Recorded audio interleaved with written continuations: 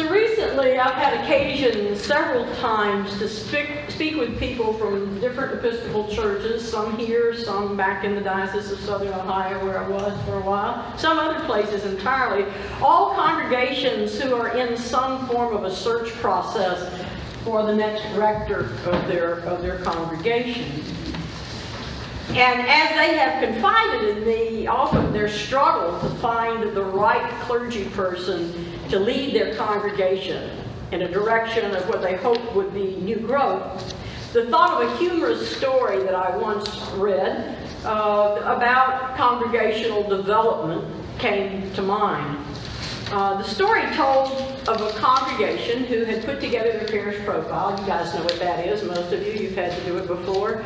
That profile that says something about who you are and says something about what your hopes are for the church where you are. That piece that's sort of geared to try to attract some clergy person's attention that might help you get there. Well, they had put together this profile and it read like a dream for any clergy person who was looking for a dynamic new ministry.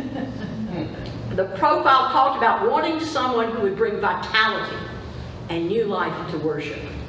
Wow, that catches our attention. We're clergy right off. New life.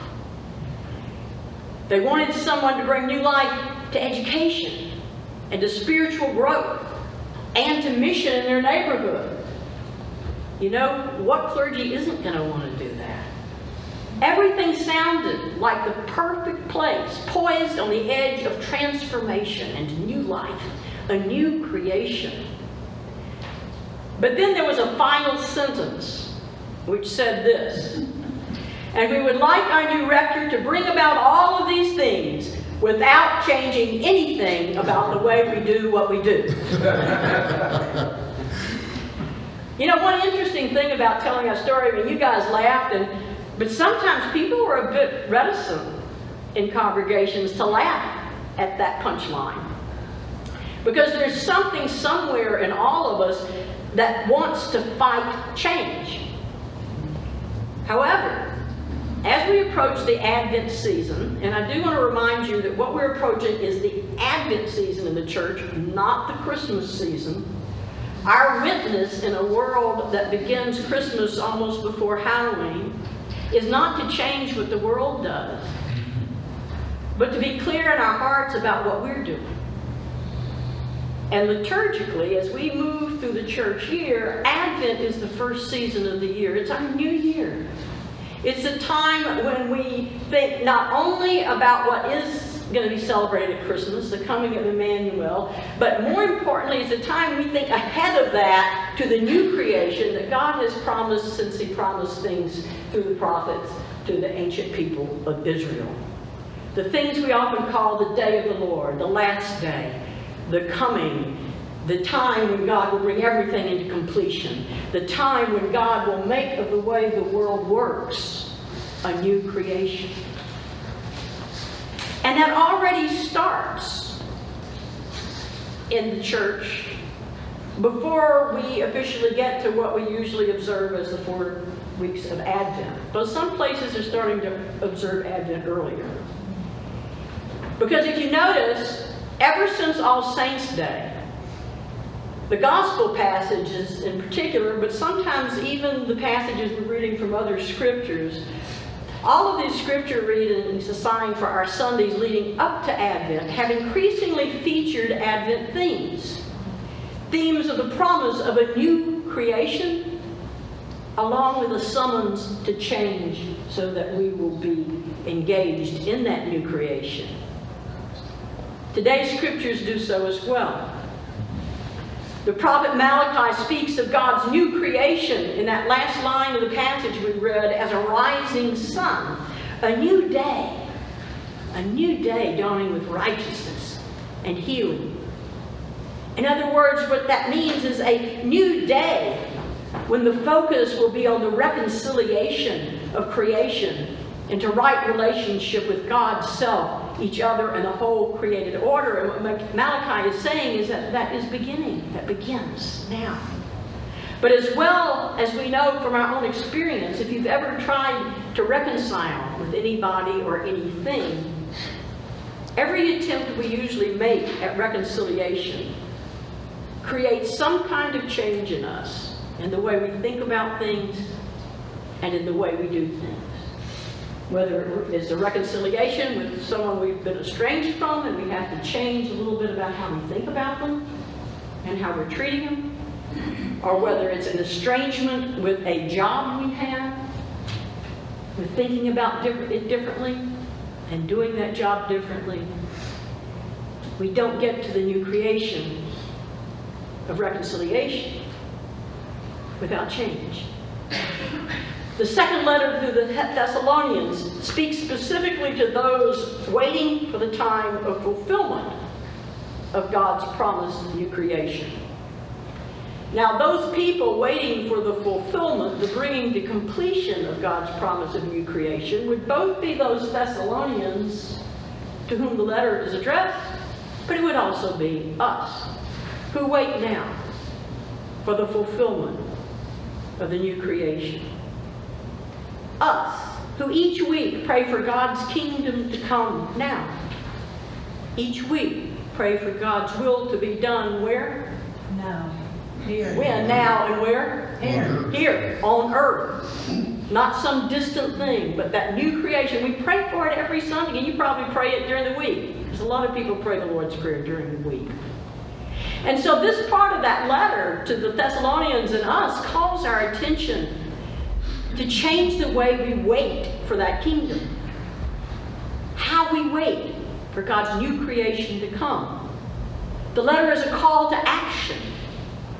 A call from the kind of prayer that simply expresses a desire for God to come do something, and the kind of prayer that says, and I will act as if it's already done. I will act, I will work for things that fit into that new creation right here on earth, right now. You see, the letter both reminds us of the new creation we wait for, while at the same time giving us a summons to change what we do to help bring about that new creation. Then we get today's passage from the Gospel of Luke, which begins with a caution about getting too caught up in attachment to the building in which worship takes place. The Gospel tells us that there will come a day when God tears down the buildings that we worship in, where God tears them down in order that the power of the new creation may be better known throughout the whole world, not encapsulated in just one building somewhere. The Gospel assures us of the day when God's new creation will make all things right, but also tells us to change the attachments we have, to attach ourselves to the work of that new creation, and not just to the old familiar things like the buildings, the prayer books, the forms, the way we've always kind of done things. It's exactly what Jesus is telling his disciples, and the disciples include not only those who were gathered around him then, but who else? Us. Us. Us.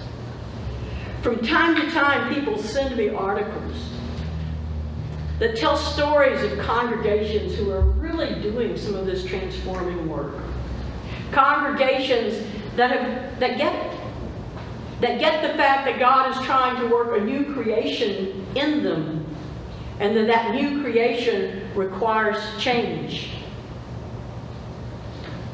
Nancy Mott, has sent me several articles, or links to articles on that. Most recently, she sent me an article highlighting several United Methodist churches in Georgia which have allowed God to make a new creation with them. One such story is about Tillman United Methodist Church in Smyrna, Georgia. Any of you ever been to Smyrna? Yeah, me too. It's not a big town. According to the article, and I'm going to just read this to you, this church, Tillman United Methodist Church in Smyrna, was founded in the 1950s and experienced many years of vibrant ministry. Yet over its last decade, membership and attendance sharply declined. A decision had to be made about the church's future. In the discernment process, an opportunity arose to become part of a missional merger with Smyrna First United Methodist Church, a church less than half a mile down the road. Led by the Atlanta Marietta District Superintendent, which in the Methodist Church is a little bit like an assistant to a bishop, an administrative position. Led by that person and the leadership from both churches, discussions began about the possibilities. And the outcome of their discussions for them was that in May 2018, Tillman United Methodist Church closed. It then merged with Smyrna First United Methodist Church, and then it reopened its doors once again, but this time as Tillman House. I doubt that they got to that in a very easy way. And it's not the answer for everybody. It was their answer to the new creation God was building in them. So they left their building as a place of worship, joined with the other Methodist church as a place of worship, and then turned their building into a community center. Not just a ministry of that church, but a community center. Today, Tillman House is a mission and outreach center for all of Smyrna and all of South Cobb County in which Smyrna exists. The focus there is on assisting those in need with an emphasis on hunger, relief, housing, assistance, and education. And with assistance from a community group called Action Ministries, as well as from different community partners, Tillman House has launched a food pantry, offers rental and utility assistance, and is home to an after-school tutoring program. The building that once housed Tillman United Methodist Church today is a light for Christ in Smyrna, a light for Christ that was not there before the congregation of Tillman Church was willing to make that missional partnership and merger. Now, this is just one of 3 examples described, and each example is different. Not all of them included closing a door and opening something else. But they did all include creative thinking, a discernment process, and forms of change that required serious thought and were not always particularly easy. In that particular article, it spoke of 2 others. And then it mentioned a whole list of other churches in that conference that have made some kind of transformation that required change of some type. And it's not just the Methodist Church. You can find similar kinds of stories about Episcopal churches who are changing to engage God's new creation. If you go to the Episcopal Church website, which Tim, I'll ask you to put on our link on our website. And to that number of churches who are participating in transformation for the good of God's new creation and who have been willing to make changes to do so, I would add us. I would add us, St. Luke's. I would add us as a work in process, a new creation still in the process of being created. And I call this a new creation in process because we still have a ways to go to live into the transformation that we started in August of 2018. The transformation that led us to establish the Common Ground Cafe, which is now run by St. Luke's and partners of St. Luke's from other churches and from the community at large and from the neighborhood. That experiment that on last Wednesday had 138 people in here eating breakfast while 400 people got food outside. And on Monday had 60 people in here eating breakfast while about double that amount got food outside. And which we have kept up every week on a shoestring. There were lots of Band-Aids. So we're only partway there. We've seen what an incredible difference allowing ourselves to be a new creation can make.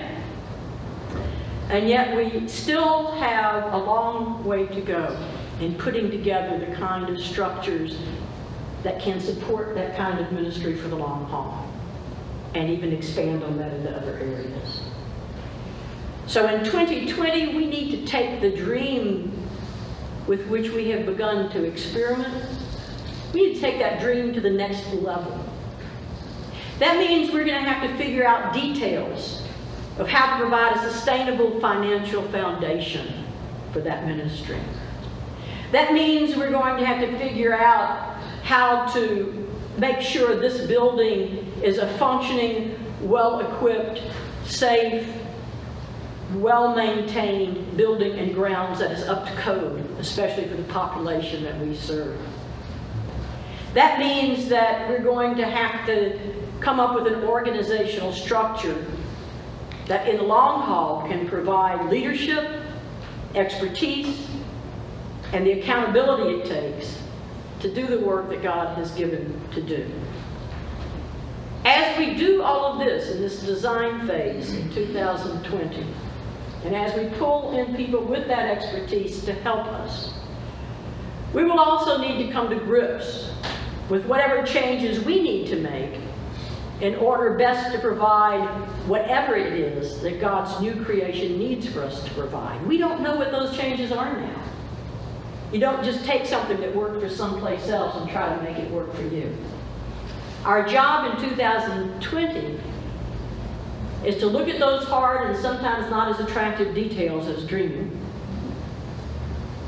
and to see what it's going to take to really make our dream a reality in this neighborhood, not just for now, but in the future. Not just for what we offer now, but for what we have the potential for offering in years to come. You know, it's always tempting to desire transformation without having to experience the angst or the risk of change. That's what we want, right? We want the new creation without the change. And it's also always tempting when trying to establish something new to think that we can't begin to do that until we've fought and conquered the old. That's the flip side of that. Refusing to change or focusing so much on the change that all our energy is going into trying to change what is old. But as Socrates once said, so obviously this problem's been around a long time, and I quote, "The secret of change is to focus all of your energy not on fighting the old, but on building the new." I'm going to read that again. The secret of change is to focus all of our energy not on fighting the old, but on building the new. So perhaps with the wisdom God gave Socrates, there is an important clue. Perhaps within that wisdom, there is an important clue that just might light our way. May it be so. Amen. Amen.